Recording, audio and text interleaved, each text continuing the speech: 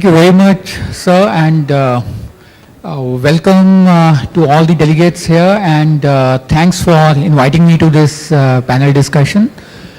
I come from an organization, the National E-Governance Division, and the role is basically to ensure that the e-governance, what we are talking of, is implemented fast in the country. There's a dire need that the vision which we had stated before us in 2006 to have this vision delivering the results to the common man come through. But then we have been coming across many of the challenges. The challenges initially, of course, I would say they were somewhat limited to the aspects of technology. On the issues related to how do we break these silos and do a bit of process re-engineering and do some radical transformations to see that the e-governance projects take off. So the process part of it, the technology part of it, the process part of it. And then thereafter, even the people part of it, the HR interventions required a lot of effort, basically to see that the skilled manpower and the experts are available to deliver these kind of results. The latest addition in the challenge as far as the e-governance arena is concerned is the security aspect. In 2010, we had brought out guidelines on e-safe.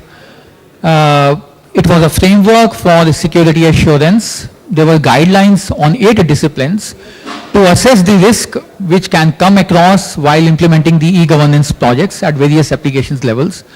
So we brought out certain guidelines, and they are all available in the public domain for the benefit of all the stakeholders.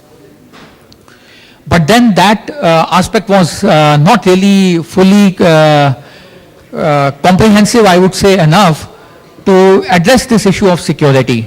Now, what can really the government do to address these kind of issues?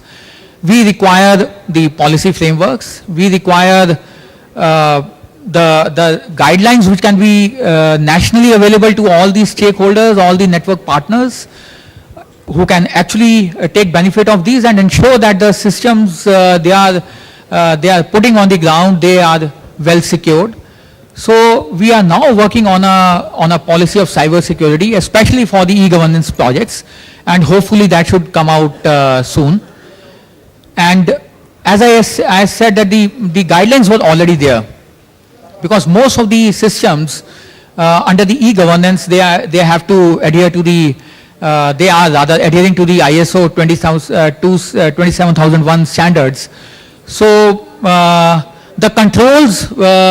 the control points are well known to us, and thereafter we intend to even go in for the standard operating procedures, the SOPs for actually plugging all the gaps which are there for the benefit of all the stakeholders. So I would just like to say that addressing the security aspects for the e-governance projects is very much on a very, very high agenda, and that is something recent, and it is very challenging as well.